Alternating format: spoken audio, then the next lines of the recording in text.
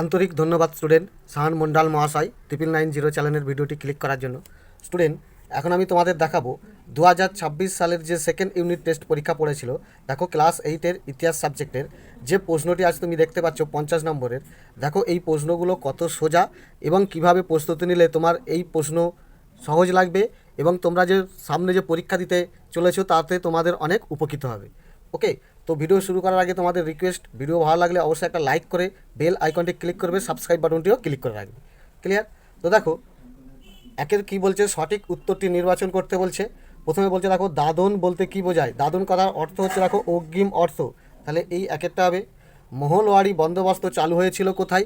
মহলওয়ারি বন্দোবস্ত চালু হয়েছিল উত্তর ভারত এবং উত্তর পশ্চিম ভারতে, সেই কারণে উত্তর ভারতটাই তোমার এখানে রাইট হয়ে যাবে। আইন করে সতীদাহ প্রথা বন্ধ করেছিলেন কে? দেখো রাজা রামমোহন রায় আন্দোলন করেছিলেন, কিন্তু লর্ড উইলিয়াম বেন্টিং বন্ধ করে দিয়েছিলেন। ওকে, এরপর চারেরটা বলছে দেখো সত্যশোধক সমাজ প্রতিষ্ঠা করেছিলেন কে? সত্যশোধক সমাজ প্রতিষ্ঠা করেছিলেন জ্যোতিরাও ফুলে। পাঁচেরটা বলছে মোপলা বিদ্রোহ হয়েছিল কোথায়?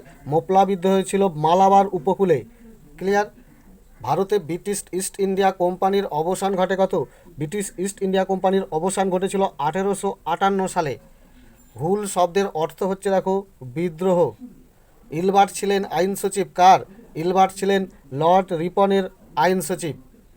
ইন্ডিয়ান অ্যাসোসিয়েশনের প্রতিষ্ঠা হয়েছিল কবে? ইন্ডিয়ান অ্যাসোসিয়েশনের প্রতিষ্ঠা হয়েছিল দেখো 1876 খ্রিস্টাব্দে। নাট্যাভিনয় নিয়ন্ত্রণ আইন প্রণয়ন করেছিলেন কে?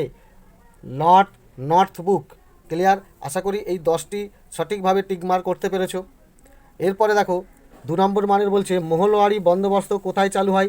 আগেই তোমাকে বললাম যে মহলওয়ারি বন্দোবস্ত কোথায়? উত্তর ও পশ্চিম ভারতে। পশ্চিম ভারতে। ওকে, উত্তর এবং উত্তর পশ্চিম ভারতে। ক্লিয়ার? উত্তর ও উত্তর পশ্চিম ভারতে এই মহলওয়ারি বন্দোবস্ত চালু হয়েছিল।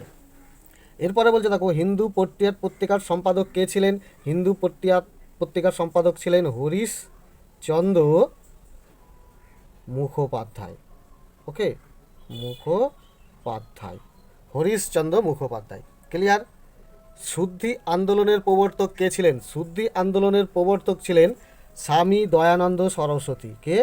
স্বামী দয়ানন্দ সরস্বতী। ঠিক আছে, স্বামী দয়ানন্দ সরস্বতী।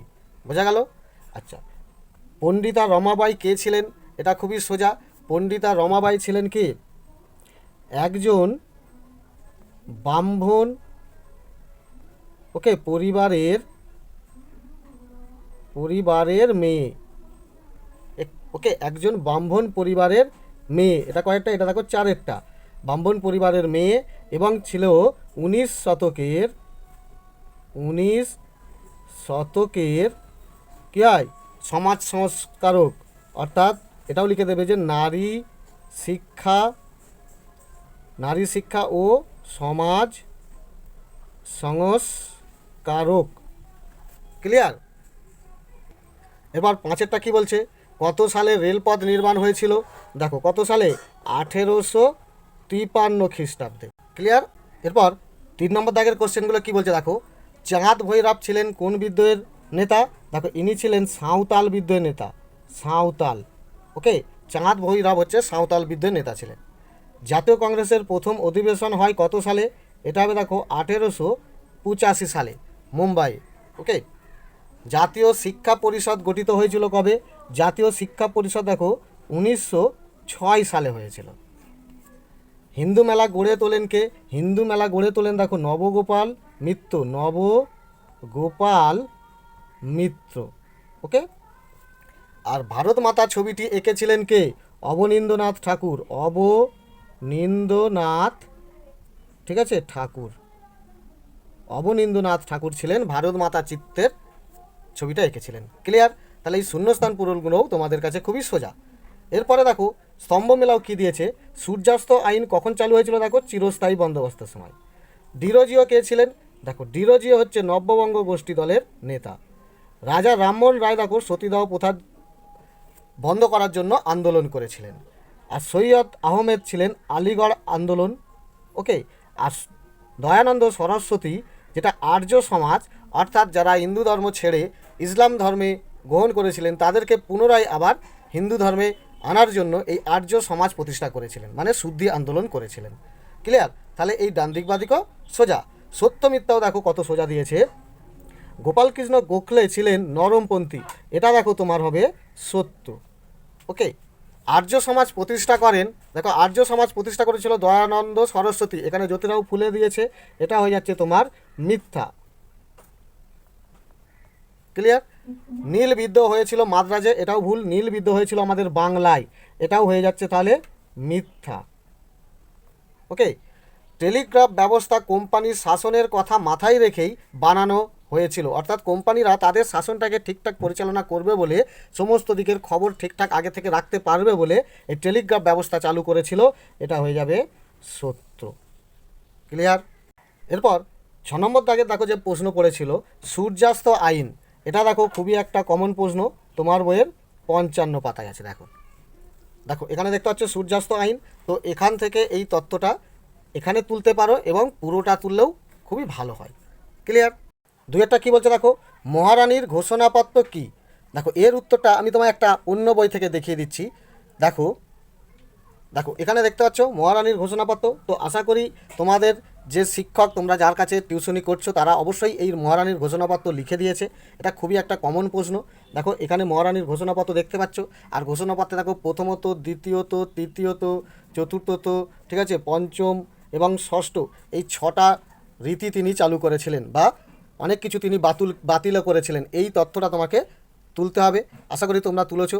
তো তোমাদের কাছে এই বইটা যাদের নেই, তোমাদের নিজেদের বইয়ে দেখো 94 পাতাতেই আছে। দেখো এখানে মহারানীর চিত্রটা দেখতে পাবে, আর তুমি তুলতে হলে তোমাকে এইখান থেকে এইখানে এইটা তথ্যটা তুলে দেবে, আশা করি হয়ে যাবে। ওকে। এরপরে দেখো 3এরটা বলছে কংগ্রেসের নরমপন্থীদের আদর্শ কী ছিল? এটা তোমাকে তুলতে হলে তোমার বইয়ের 101 পাতায় দেখো, দেখো 100 পাতাতেও তুমি পেয়ে যাবে যে নরমপন্থীদের কার্যকলাপ কেমন ছিল। নরমপন্থীদের দেখো কার্যকলাপ বা আদর্শ ছিল যে অনুদান, আবেদন, ঠিক আছে, আবেদন অনুরোধ করে তাদের কার্য সিদ্ধি করা, এটা একটা উদ্দেশ্য বা বৈশিষ্ট্য। আর একটা আদর্শ তুমি এখান থেকে তুলতে পারবে যে অধিকাংশ নরমপন্থীর কাছে ব্রিটিশ শাসকটাই ছিল বিধির বিধান, এটা তারা মনে করতেন, এটাও তাদের আদর্শ ছিল, উদ্দেশ্য ছিল। অর্থাৎ তাহলে এখান থেকে বোঝা যাচ্ছে কংগ্রেসের নরমপন্থীদের আদর্শ ছিল তারা ব্রিটিশদের সাহায্য করা, তারা ব্রিটিশদের সমস্ত কার্যকলাপকে মনে করত বিধির বিধান। ওকে। আর তারা মনে করতো যে ব্রিটিশদের কাছে অনুরোধ, আবেদন করে তাদের অধিকার বা দাবি আদায় করে নেওয়া। আর পরের 103 পাতাতেও একটা তথ্য পাবে যে প্রকৃতিগতভাবে নরমপন্থী রাজনীতি লক্ষ্য ছিল ও কর্মসূচির দিক ছিল সীমিত চরিত্রের, তারা বিশাল দেশ স্বাধীন করব, এই চিন্তাভাবনা তাদের কিন্তু ছিল না। ওকে।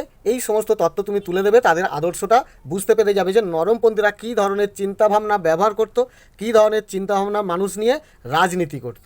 এরপরে দেখো এই 4এরটা কী বলছে, দাক্ষিণাত্য হাঙ্গামা কী?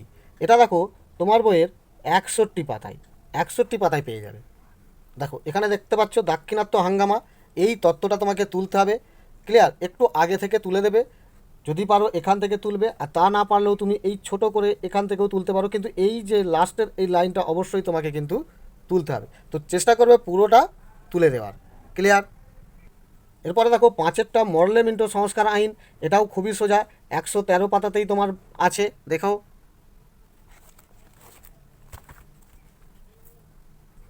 দেখো এখানে দেখতে পাচ্ছ মরলে মিন্টো সংস্কার আইন, তো এই তত্ত্বটা এখান থেকে এখানে তুললেই তোমার প্রশ্নের উত্তর কমপ্লিট হয়ে যাবে। তো আশা করি এটা তোমাদের খুবই ইম্পর্টেন্ট, যারা এখনও পর্যন্ত মুখস্থ করোনি তারা অবশ্যই মুখস্থ করে নাও। এরপর বলছে স্যার সৈয়দ আহমেদের সংস্কারগুলির উদ্দেশ্য কী ছিল? এটাও দেখো তোমার বইয়ের 83 পাতাতেই পেয়ে যাবে। দেখো দেখো এখান থেকে তোমাকে এখানে পর্যন্ত পুরো হুবহু তথ্যটা তুলতে হবে, তাই স্যার সৈয়দ আহমেদের পারফেক্ট সমস্ত তথ্য তুলবে।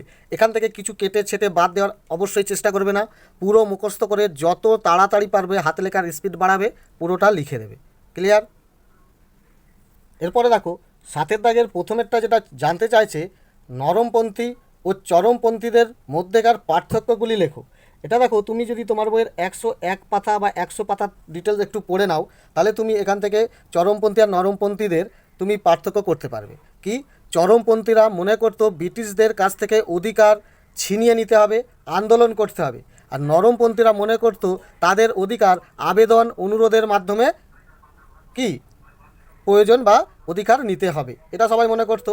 আচ্ছা, চরমপন্থী ছিল লাল বাল পাল, আর নরমপন্থী সুরেন্দ্রনাথ বন্দ্যোপাধ্যায়, ওকে, উমেশচন্দ্র বন্দ্যোপাধ্যায় ইত্যাদি। তারপরে তুমি এটা লিখতে পারো যে নরমপন্থীরা ব্রিটিশ শাসনকে বিধির বিধান মনে করত, কিন্তু চরমপন্থীরা ব্রিটিশ শাসনকে বিধির বিধান মনে করতো না। আরেকটা পার্থক্য লিখতে পারবে যে চরমপন্থীরা মানে ব্রিটিশদের উচ্ছেদ করে সম্পূর্ণ স্বাধীনতা অর্জন করতে চাইতো, আর নরমপন্থীরা মনে করত যে ব্রিটিশরা থাকবে, ব্রিটিশদের শাসনের অধীনে থেকেই ভারতকে স্বাধীনতায় আনতে হবে, এটা কিন্তু তারা মনে করতো। তাহলে এদের সমস্ত চিন্তাভাবনা অনেকটাই পুরো পার্থক্য ছিল, এই তথ্যটা তুলে দিলেই তোমার হয়ে যাবে। আচ্ছা, 2 নম্বরটা কি বলছে দেখো, বাম্ব আন্দোলনের সীমাবদ্ধতাগুলি কী ছিল। তাহলে এই বাম্ব আন্দোলনটা তুলতে হবে, এটা দেখো তোমার 82 পাতায়। দেখো এখানে সেই বাম্ব আন্দোলন দেখতে পাচ্ছ, এই তথ্য তুলতে হবে, এখানে এত তুলবে, এবং দেখো নিচেও আছে, এখান থেকে কিছু কিছু তথ্য তুলে দিলেই তোমার বাম্ব আন্দোলন সম্পর্কে সীমাবদ্ধতাও হয়ে যাবে। ক্লিয়ার? এছাড়াও যারা এই বাম্ব আন্দোলনের সীমাবদ্ধতা নিয়ে এই ধরনের তথ্য থেকে সীমাবদ্ধতামূলক তুমি নোট তৈরি করে নিয়েছো, তাদের তো আরও সোজা সেটা লিখলেও সুবিধা। ওকে, এরপরে দেখো খুব মোস্ট ইম্পর্টেন্ট এই কোশ্চেনটা, ভারতকে কেন ব্রিটিশ সাম্রাজ্যের রত্ন বলা হয়।